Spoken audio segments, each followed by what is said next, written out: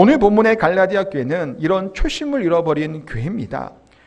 바울이 전한 복음은 끝까지 사실은 지켜야 되게, 또 믿음으로 살아가야 되는데 그렇지 못하고 거짓 교훈에, 거짓 교사들의 그런 말씀 가운데 미혹된 교회가 갈라디아 교회입니다. 그래서 사실 이제 갈라디아 교회하고 바울은 좀 특별하다고 하면 특별합니다. 왜 그러냐면 바울이 전도 여행을 떠나게 될 때 1차 전도 여행을 떠났던 지역이 갈라디아 지역이에요. 사실 무엇인지 처음이 또 중요합니다. 첫 인상, 첫 느낌들이 있죠. 또한 바울이 복음을 증거하게 될 때 어려움을 안고 있었습니다. 이 당시에. 근데 이게 복음을 받아들이는 성도들이 좀 시험에 들만한 그런 좀 핸디캡이라고 해야 될까요? 그런 아픔이 있었음에도 불구하고 그렇게 받아들이지 않았던 그런 교회가 바로 갈라디아 교회입니다. 14절에 보면 이렇게 말씀합니다. 뜻 안 뜨나요? 띄워주세요. 같이 읽도록 하겠습니다. 너희를 시험하는 것이 내 육체에 있으되 이것을 너희가 업신여기지도 아니하며 버리지도 아니하고 오직 나를 하나님의 천사와 같이 또는 그리스도 예수와 같이 영접하였도다. 바울을 보게 되면 어떠한 지도자상으로 이렇게 느껴지게 되나요? 바울하면 대단한 사람이잖아요. 바울 서신과 또 사도행전에 보면 강력한 지도자의 표본이에요. 그래서 우유부단하거나 유약한 모습들, 연약한 모습들이 사실은 별로 없죠.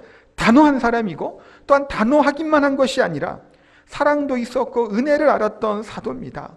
또 한 번 결심하면 뒤로 물러서지 않고 전진하는 유형의 지도자입니다. 그래서 표대를 향하여 내가 전진한다라고 말씀하고 있고, 또한 이 표대를 향해서 나아가고 복음을 증거하기 위해서는 자기의 생명조차도 아끼지 않을 만한 지도자가 바로 바울입니다.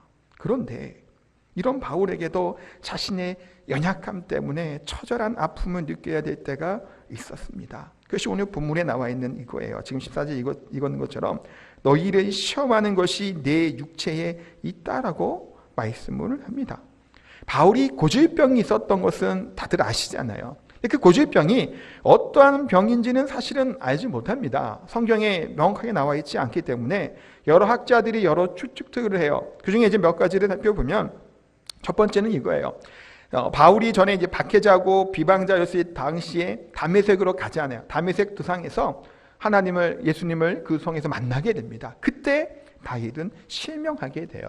아나니아가 안수한 이후에 이 비닐이 벗겨졌더라 하고 눈을 보게 되죠. 그런데 그 이후에 눈에 안질 같은 비슷한 병에 걸렸을 것이다 라고 추측하기도 합니다. 왜냐하면 바울이 이런 실명했던 적이 있었기 때문에 그렇게 추측을 해요.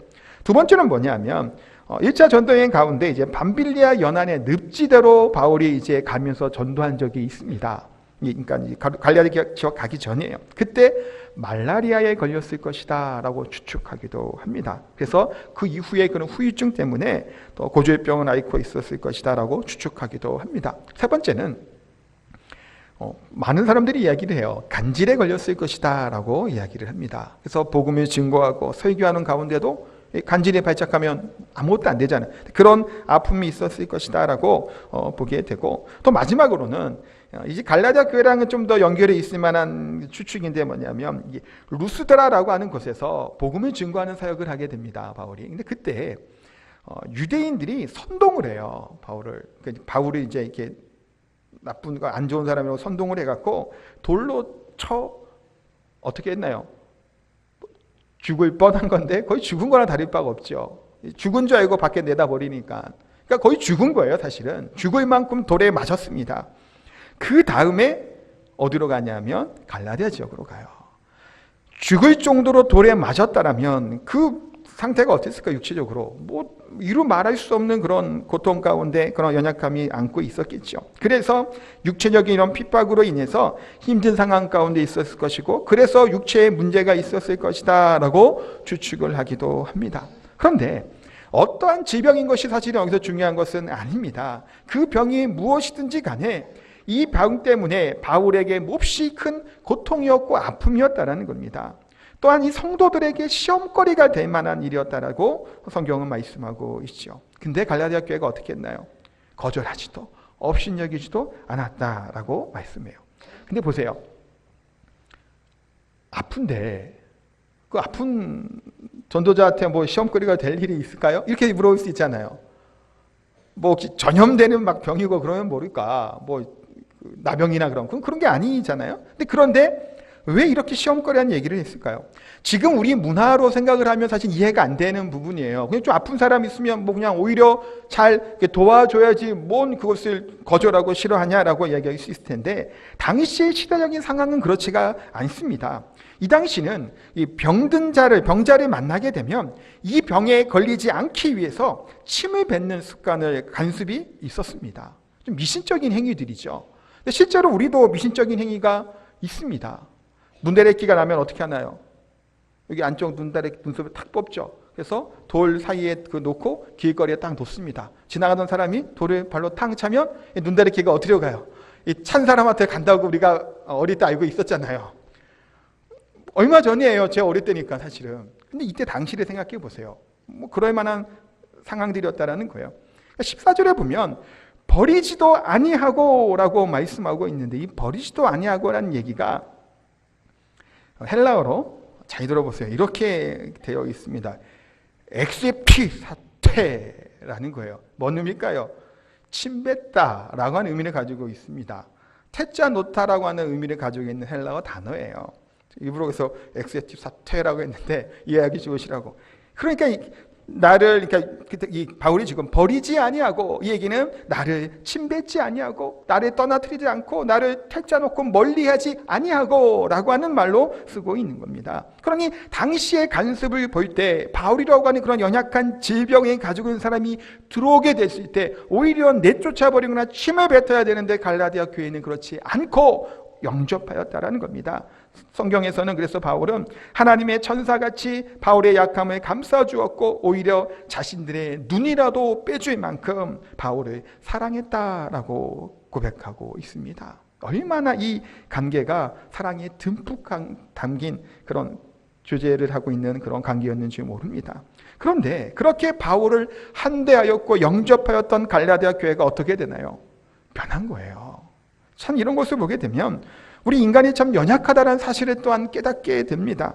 바울의 복음을 전한 이후에 한 2년, 3년 정도의 시간이 흐른 다음에 거짓 교사들이 갈라디아 지역에 또 들어오게 된 거예요. 그러니까 바울의 복음을 증거한 이후에 교회가 세워지게 됐죠. 갈라디아 교회예요.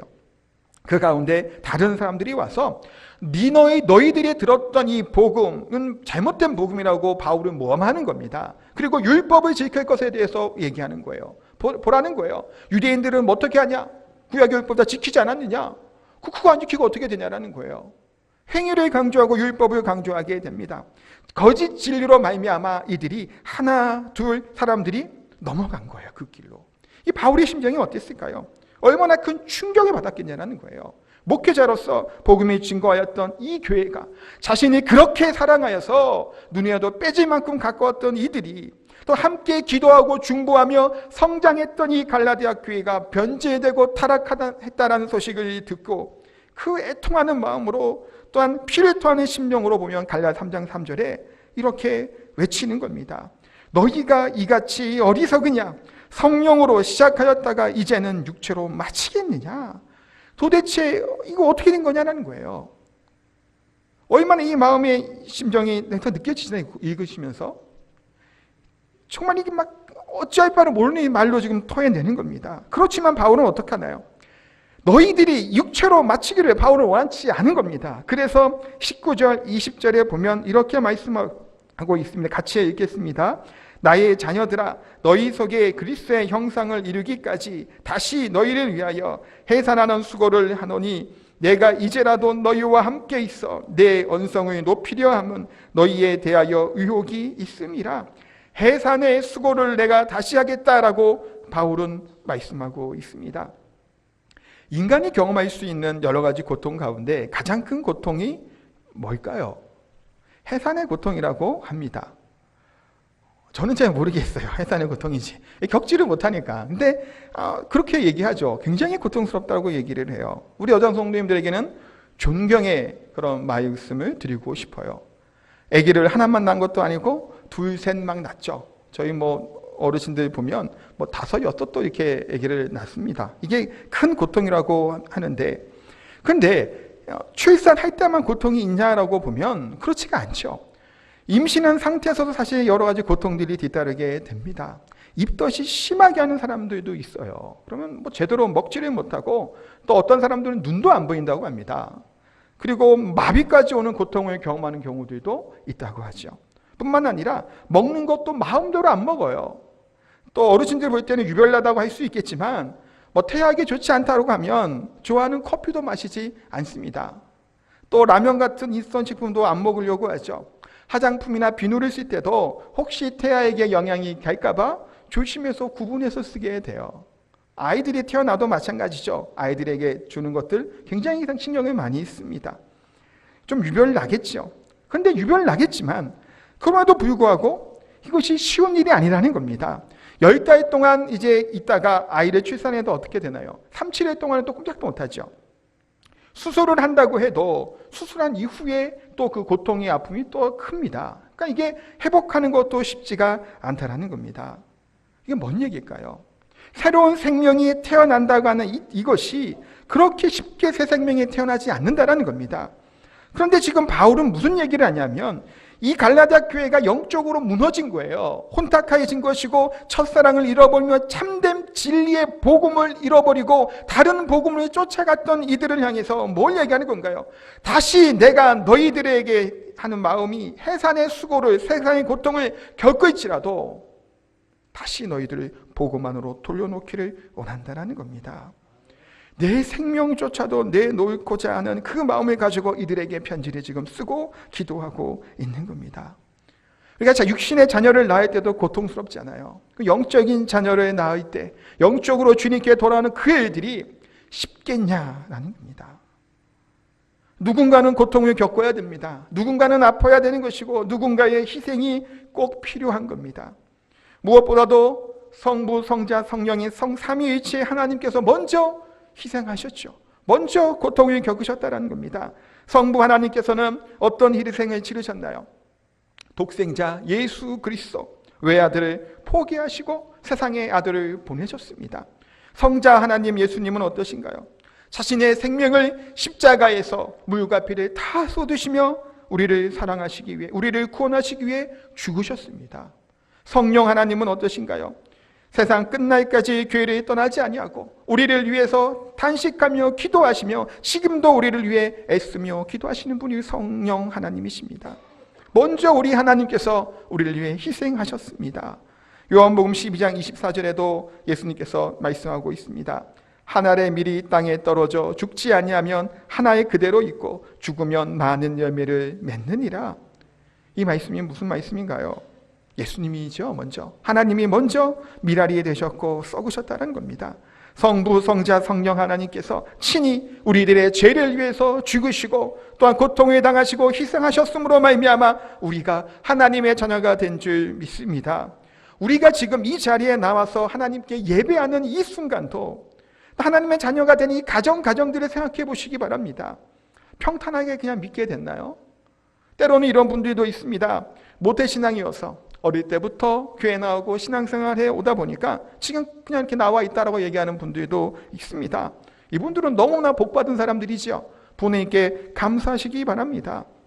그런데 모태신앙이라고 할지라도 누군가 희생이 없었을까요?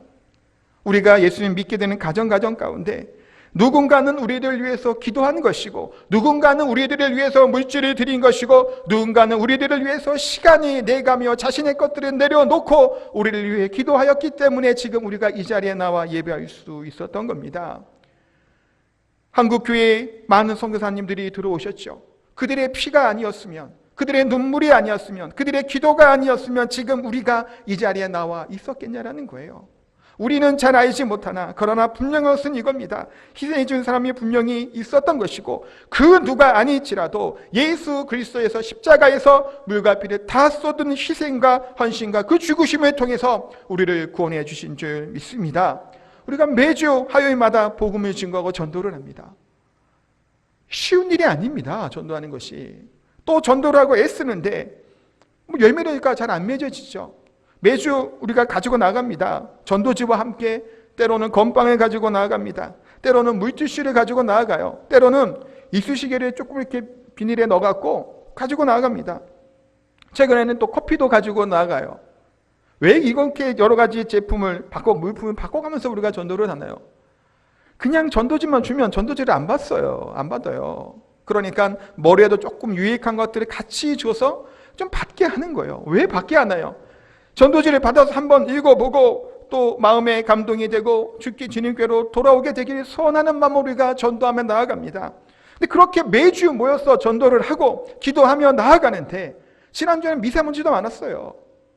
미세먼지를 마셔가면서 전도를 합니다. 그러면 어떤가요? 전도지 받고 오신 분 계신가요, 여기? 없으시죠? 쉽지가 않은 일입니다. 한 생명이 잉태되어지고 영적으로 돌아오게 되는 일이 쉽지가 않아요. 이것이 단순하게 그냥 금방 가면 될 것 같지만 그렇지 않다는 겁니다. 우리 전도팀의 많은 땀과 눈물과 그런 헌신을 통해서 그들의 애씀을 통해서 이 전도지를 통해서 혹시 우리 교회는 안 나왔겠지만 저는 분명히 확신한 것은 전도지를 받고 한 사람들 중에서는 분명히 하나님 앞에 나간 사람이 있다는 사실이에요. 우리 교회는 안 올지라도 멀리 있는 사람들도 있잖아요. 지나가다가도 받기도 해요. 이마트나 롯데마트에서 하잖아요. 이 동네 아니어도 일부러 옵니다. 저도 구제주에 살 때도 이쪽으로 다녔어요. 그 사람들이 받아가는 거예요. 그러면 어떻게 될까요? 그것을 본 사람들이 있겠죠. 또한 지금이 혹시 아닐지라도 우리들의 애씀과 노력과 눈물을 통해서 이들이 조금 후에라도 분명히 그 마음에 하나님께서 찾아와 주셔서 변화시켜 주실 것을 믿습니다. 그만큼 애씀과 헌신들 섬김이 있을 때, 그렇게 눈물을 흘리게 될 때 새로운 생명이 태어나는 겁니다. 바울 사도를 보세요. 바울은 어떤 사람이었나요? 박해자였죠.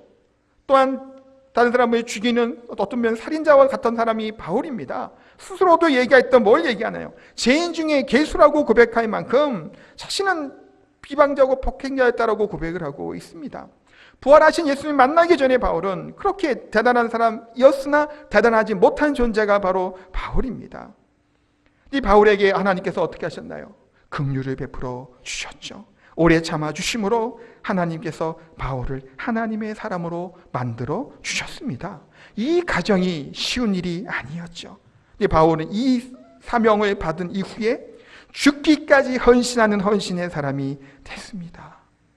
바울은 마지막까지도 끝까지 이 헌신의 마음을 또 하는 비전을 갖고 살아갔던 사람이 바울입니다. 그런데 성경에 보면 어떤가요?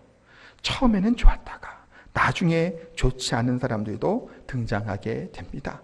두 사람만 보도록 할 텐데 구약에는 사울 왕이 있어요. 사울 왕이 우리가 볼 때는 굉장히 안 좋고 그 느낌이 별로지 않아요. 사울 왕 하면. 근데 처음 사울이 왕이 될 때 당시를 생각해 보면 효자였어요. 효심이 지켰던 사람이었고 또 겸손한 사람이었던 것이 바로 사울입니다. 이제 사무엘이 또 기름 부으고 그다음에 이제 왕으로 이제 백성들이 추대하게 될 때 사울은 숨어 있었던 사람이에요.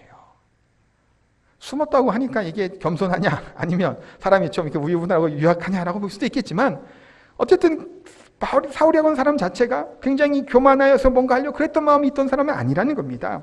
나름 하나님 앞에서 겸손하게 또한 효심도 있었던 사람이 사울입니다. 이런 사울이 말년에는 어떻게 되나요? 비참하게 그 인생이 끝나게 돼요. 다윗을 향한 시기심과 질투함이 그 마음 가운데 가득하죠. 사실 사울의 인생들을 보면 후반부의 인생은 정말 비참해요. 사울은 뭐 하나요? 다윗만 쫓아다녀요. 다윗만. 행복했을까요? 아니에요. 사무엘상 15장 10절 11절에 보면 이렇게 말씀합니다.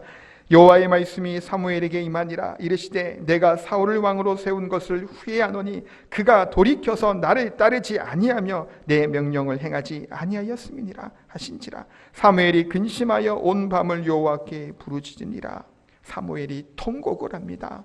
사울이 돌이키지 아니하였고 하나님 말씀이 지키지 않았기 때문이에요. 처음부터 그런 것이 아닙니다. 끝까지 신앙을 지키지 못했습니다.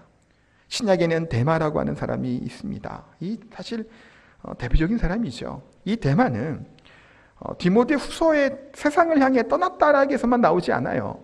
더 나옵니다. 빌레몬서하고 골로새서에 보면 바울이 데마를 같이 기록을 하고 있어요. 거기 보면 누가와 데마가 너희들을 문안하노니라고 말씀해요. 그 얘기는 뭘까요? 바울의 가장 가까운 동역자로서 주의 일에 충성되었던 하나님의 사람이었다는 겁니다. 데마가.